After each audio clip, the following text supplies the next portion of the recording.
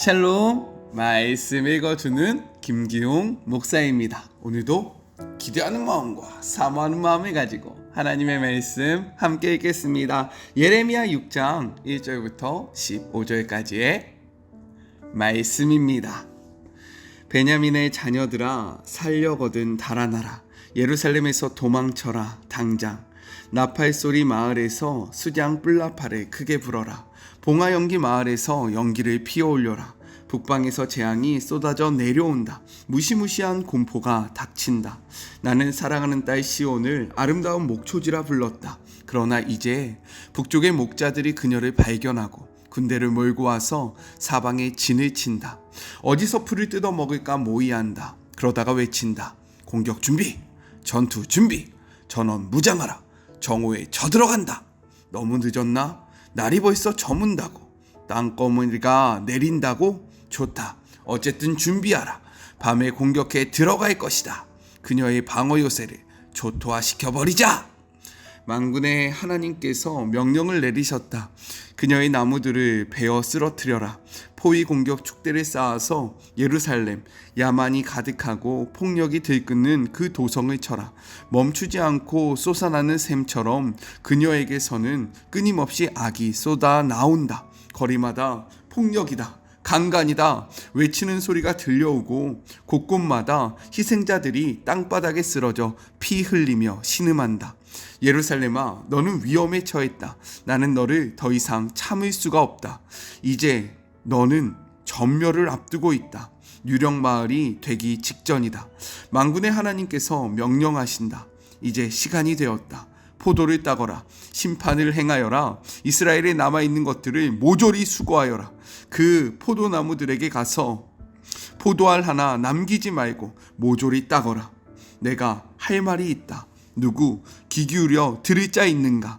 내가 붙일 경고문이 있다. 누구 주목하여 볼 자 있는가?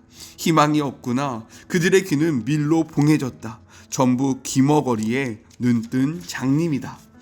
절망적이다. 그들은 하나님의 말에 아예 귀를 닫아버렸다. 그들은 내가 하는 말을 듣기 싫어한다. 그러나 내 속에서 하나님의 진노가 부글부글 끓어오른다. 더 이상 품고 있을 수 없다. 그러니 이 분노를 거리의 아이들에게 쏟아부어라. 젊은 무리에게 쏟아부어라. 누구도 예외가 없다. 남편과 아내가 붙잡혀가고 노인과 죽을 날이 얼마 안 남은 병자도 끌려갈 것이다. 모두 집을 빼앗길 것이다. 가졌던 전부를 잃고 사랑하는 자들도 잃을 것이다. 내가 신호를 내려 이 나라에 살고 있는 모든 자를 칠 것이다. 하나님의 포고다. 다들 부정한 이득을 취하는 데 혈안이다. 지위 높은 자나 낮은 자나 마찬가지다. 예언자든 제사장이든 누구 할 것 없이 모두가 말을 비틀고 진실을 조작한다. 내 백성이 망가졌다. 아주 결단나 버렸다. 그런데도 그들은 반창고나 붙여주면서 별일 아니다. 괜찮다 고 말한다. 그러나 절대 괜찮지 않다.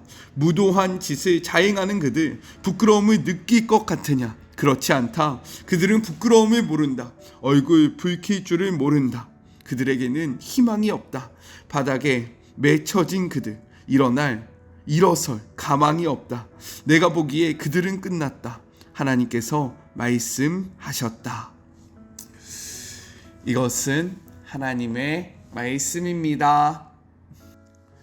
오늘 말씀은 내용상 두 부분으로 나눠서 생각해 볼 수 있습니다. 먼저 첫 번째 1절부터 8절 예루살렘으로부터 피난하라 라고 이야기하고 있어요. 우리 1절의 말씀을 같이 한번 읽어볼까요? 베냐민 자손들아, 예루살렘 가운데로부터 피난하라. 드고아에서 나팔을 불고 베탓 게렘에서 깃발을 들라. 재앙과 큰 파멸이 북방에서 엿보아 오미니라 라고 기록되어 있습니다. 피난하라 라는 것은요, 매우 급하게 안전한 곳으로 도망함을 나타내는 표현입니다. 당시 예루살렘은요, 지역상 천혜의 요새와 같은 곳에 위치하고 있었습니다. 무엇보다도 하나님의 성전이 그곳에 있었기 때문에 유다 백성들은요, 지형상의 특징과 그리고 하나님의 성전이라는 이러한 것을 근거로 예루살렘이 그 어떤 것보다 가장 안전한 곳이다 라고 생각을 했습니다. 그러나 하나님은요, 바로 그곳으로부터 나와 다른 곳으로 도피하라 라고 말씀하고 계신다라는 거예요. 이는요, 예루살렘은 어떤 일이 있어도 절대로 무너지지 않을 것이다 라고 생각해왔던 유다 백성들의 잘못된 믿음을 지적하면서요, 하나님이 함께 하시지 않는 것은 유다를 절대로 지켜줄 수 없다라는 의미를 분명하게 선포하고 계시는 거예요. 하나님께서는 2절을 통해서요, 자신이 사랑했던 아름답고 우아한 시온의 딸을 멸절하시겠다라고 선포하십니다. 그리고 그 방법에 대해서 3절 이렇게 이야기하세요. 3절 같이 한번 읽어볼까요? 목자들이 그 양떼를 몰고 와서 주위에 자기 장막을 치고 각기 그 처소에서 먹으리로다 라고 이야기를 합니다.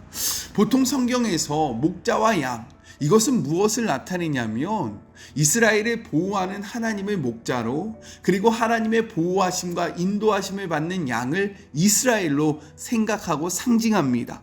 우리가 너무 잘 알고 있는 시편 23편도요 무엇이라고 이야기합니까? 여호와는 나의 목자시니 라고 이야기하면서요, 성경의 보편적인 관계성 속에서 목자와 양은 하나님과 이스라엘을 상징한다라는 거예요. 그런데 오늘 본문을 보면요, 하나님의 보호와 인도하심을 상징하는 목자 그리고 양을요 무엇이라고 이야기하냐면 이스라엘을 멸망시키는 그러한 북방의 모습으로 표현을 하고 있다라는 거예요. 특별히 무엇이라고 이야기하냐면 장막을 친다라고 이야기하잖아요. 이러한 표현은 이스라엘을 향한 침략이 잠시 있고 끝날 것이 아니라 장막을 치며 거주하면서 그곳에 있는 풀을 모두 다 뜯어먹듯이 이스라엘을 향한 공격이 매우 장기적이고, 그리고 이스라엘이 멸망할 때까지 완전하게 철저하게 이루어질 것이다 라는 것을 나타내주고 있는 것입니다. 우리 6절의 말씀도 같이 한번 읽어볼게요. 만군의 여호와께서 이와 같이 말하노라. 너희는 나무를 베어서 예루살렘을 향하여 목책을 만들라. 이는 벌받을 성이라. 그 중에는 오직 포악한 것뿐이다 라고 이야기를 합니다. 당시 고대 전쟁에서는요, 한 성을 공략할 때 먼저 하던 일이 있었는데 주변에 있는 나무를 다 베는 것이었습니다. 왜냐하면 일반적인 공격의 무기였던 활이나 창이 장애물에 걸리지 않기 위해서 그 나무를 베었다라는 거예요. 또한 성으로부터 오는 공격을 보고 대피할 수 있도록 나무를 베었고요. 야간에 성에서 나오거나 도망하는 사람을 쉽게 발견하기 위해서 그 주변에 있는 나무를 다 베는 것이 일반적인 모습이었습니다. 그리고 그렇게 벤 나무를 통해서 공격 무기를 만들거나 오늘 성경에서 이야기하는 목책, 즉 나무로 만든 성을 짓는 것이 그들의 싸움의 방법이었다라는 거예요. 오늘 본문도 목책이 나오잖아요. 그런데 이것은 원어적으로 보면 토성을 의미합니다. 토성이 무엇이냐면 흙으로 만드는 성인데, 이러한 토성을 쌓는 데는 매우 많은 시간과 그리고 많은 인력과 노력이 필요하다라는 겁니다. 그래서 전쟁을 할 때 토성을 쌓는다는 것은 어떠한 의미냐면 내가 반드시 이 성을 점령할 것이다 라는 의지가 담겨 있다라는 거죠. 그만큼 많은 시간과 인력과 투자를 했기 때문에 내가 이러한 투자를 했기에 이 성을 반드시 함락시키겠다라는 의지를 담는 것이 바로 토성이었다라는 거예요. 특별히 여기에서 우리가 하나님을 무엇이라고 이야기하냐면 만군의 여호와다라고 선포를 하고 있습니다. 이러한 신명, 만군의 여호와라는 것은 어떠한 의미냐면 전쟁, 군대, 무기라는 뜻으로 전쟁을 주관하며 다스리시는 용사의 이미지의 하나님을 선포하는 거예요.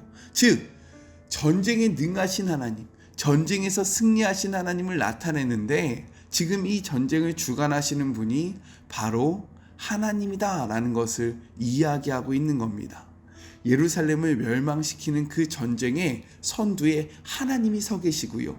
이 전쟁을 하나님께서 주관하신다는 것을 보여주기 위해서 하나님의 많은 신명 중에서 만군의 여호와, 전쟁에 능하신 하나님을 사용하고 있다라는 거예요. 왜냐하면 하나님의 백성이었던 유다에게 남은 것이 무엇입니까? 포악밖에 없다라는 거예요. 하나님은 이러한 유다의 모습을 잘 표현하기 위해서 7절 샘의 비유를 들고 있습니다. 샘이 무엇이에요? 물이 끊임없이 솟아나잖아요. 마찬가지로 지금 하나님의 백성이었던 유다가요, 어떻게 되었냐면 그들의 속에서 끊임없이 악이 솟아난다라는 거예요. 이러한 셈의 이미지를 통해서 이스라엘 백성이 얼마나 악한지, 그들이 하나님을 얼마나 철저하게 떠났는지를 분명하게 보여주고 있습니다. 그럼에도 불구하고 하나님은 8절을 통해서 이렇게 선포하고 계세요. 예루살렘아, 너는 훈계를 받으라. 그러하지 아니하면 내 마음이 너를 싫어하고 너를 황폐하게 하여 주민이 없는 땅으로 만들리라 라고 이야기합니다. 하나님의 교훈을 받아서요, 하나님의 말씀 앞에 돌이키라는 거예요. 그렇지 않으면 너희에게는 멸망밖에 없다라고 이야기를 합니다. 다시 한번 그들에게 돌이킬 수 있는 회복의 길을 열어주신다라는 거예요. 오늘 이 하나님의 음성을 듣는 우리 모두가 되었으면 좋겠습니다. 하나님은 오늘도 우리에게 이렇게 이야기하시는 거죠. 나의 교훈을 들으라. 나의 교훈을 듣고 나를 떠났던 너희들의 삶에서 돌이키라 라고 회복과 구원을 향하여 손을 내미시는 그 하나님의 손을 꽉 붙잡는 우리 모두가 되었으면 좋겠습니다. 악을 향하여 나아가는 것이 아니라 하나님의 말씀으로 돌이키는 우리 모두가 됩시다. 아셨죠? 둘째, 9절부터 15절 귀의 할례를 받지 못한 자들에 대해서 이야기를 합니다. 하나님의 교훈을 듣고 잘못된 길에서 돌이키라는 하나님의 손길을요, 유다 백성은 거절한다라는 거예요. 그렇게 그들은 9절의 기록처럼 남김없이 수확하듯이 남김없이 심판을 받을 것이다 라고 선포를 하십니다. 하나님은 심판의 이유를요 분명하게 이야기하세요. 10절의 말씀입니다. 내가 누구에게 말하며 누구에게 경책하여 듣게 하였고 보라, 그 귀가 할례 받지 못하였으므로 듣지 못하는도다. 보라, 여호와의 말씀을 그들이 자신들에게 욕으로 여기고 이를 즐겨하지 아니하였다라고 이야기합니다. 할례가 무엇이냐면 성기에 쌓인 포피를 제거하는 것입니다. 이것은 언약 백성을 나타내는 상징이었다라는 거예요. 앞에서 4장 4절에는 무엇이라고 이야기하냐면 너희는 할례를 받으라 라고 이야기합니다. 이 할례는요, 육체적인 할례를 이야기하는 것이 아니라 마음의 할례를 뜻하는 것인데, 마음속에 있는 굳은 그런 표피와 같은 것을 제거하면서 다시금 하나님의 언약 백성의 삶을 살아가라 라는 권면이었다라는 거예요. 그러한 흐름으로 귀의 할례를 받지 아니하였다라는 말은 어떠한 의미냐면요, 하나님의 말씀을 듣지 못하고 분별하지 못하는 것을 의미하고 있다라는 겁니다.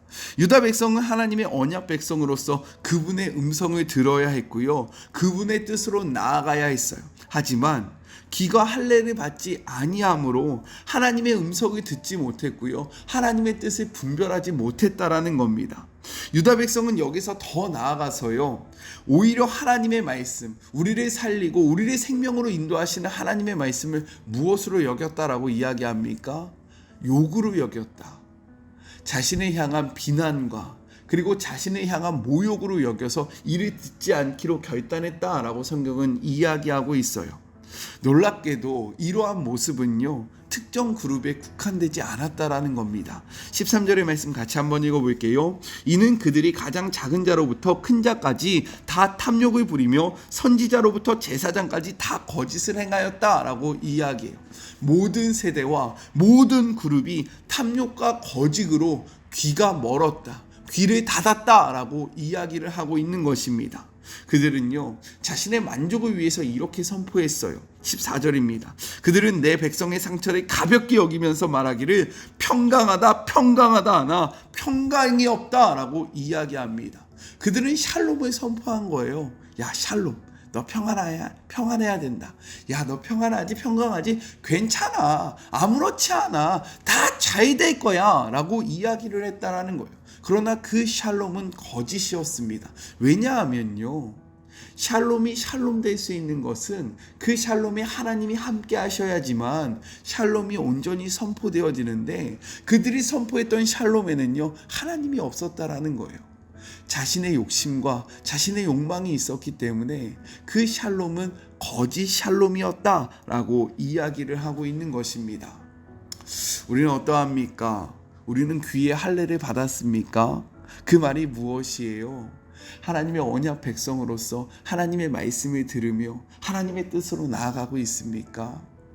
아니면 우리의 욕심과 욕망으로 우리가 하고 싶은 말을 하고 우리가 듣고 싶은 말을 들으며 살아가고 있습니까?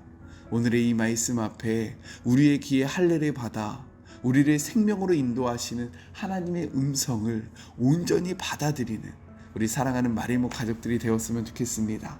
우리 같이 기도할까요? 하나님,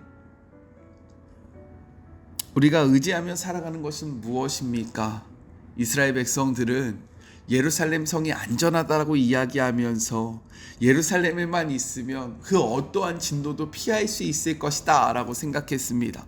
그러나 하나님은 예루살렘으로부터 도피하라고 이야기합니다. 왜요? 그곳에 하나님이 없기 때문인 겁니다. 하나님이 없는 그 어떤 것도 우리를 지켜줄 수 없다라고 성경은 분명하게 이야기하고 있는데, 우리는 하나님이 아닌 다른 것들을 의지하며 이것이 우리의 삶을 붙잡아 준다라고 생각하고 있지는 않습니까? 그러한 모든 생각을 주님 앞에 내려놓는 주의 자녀들 되게 하여 주시옵소서. 주님, 우리는 귀의 할례를 받은 자들입니까? 하나님의 말씀을 즐겨 듣고 하나님의 말씀으로 나아가는 자들입니까? 아니면 우리의 욕심과 우리의 욕망으로 하나님의 말씀에는 귀를 막은 채 우리의 생각을 선포하며 살아가고 우리에게 달콤한 것들을 들으며 나아가고 있지는 않습니까? 주님, 오늘의 말씀에 기억하며 우리의 귀에 할례를 행함으로 하나님의 말씀을 온전히 듣고 하나님의 말씀에 온전히 반응하는 주의 모든 자녀들 되게 하여 주시옵소서. 큰 비가 내려 많은 피해가 있습니다. 주님, 더 이상 비로 인한 피해가 없을 수 있도록 주님께서 붙잡아 주시고, 사랑하는 가족을 잃어버린 자들에게 주님의 위로하심이 함께 할 수 있도록 주님 축복하여 주시옵소서. 함께 하실 주님을 바라보며 거룩하신 예수님의 이름으로 간절히 기도드립니다. 아멘. 비로 인한 피해가 참 많은 것 같습니다. 우리 사랑하는 마리모 가족들도요, 비 대비 잘 하시고요. 또 주변에 비로 인해서 아픔을 당한 자들이 있다면 주님의 이름으로 위로하고 그들과 함께하는 우리가 되었으면 좋겠습니다. 저는요, 또 내일 만나도록 할게요. 사랑하고 주님의 이름으로 축복하면서 오늘 하루도 힘내세요. 우리 내일 만나요. 안녕. 오늘도 수고하셨습니다.